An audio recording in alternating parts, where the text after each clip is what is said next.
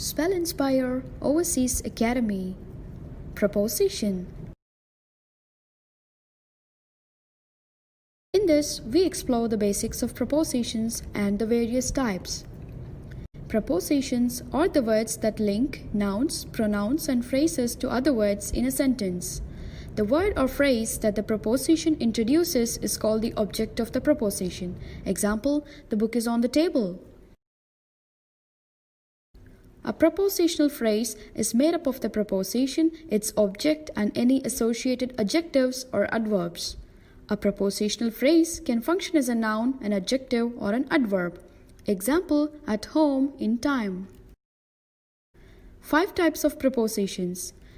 Preposition for time. Prepositions used for time of different natures are in, on, at, etc. Example, he was born in 1945. Preposition for place. Prepositions in, on, or at are usually used for different places. Example, students study in the library. Preposition for directions. Prepositions like to, towards, through, into are used to describe the direction.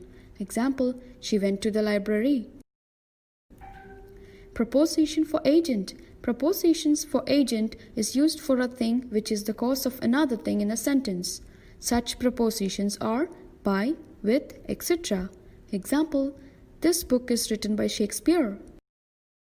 Preposition for instrument. Different prepositions are used by different devices, instruments or machines. Those are by, with, on, etc. Example, she comes by bus daily. Uses of prepositions.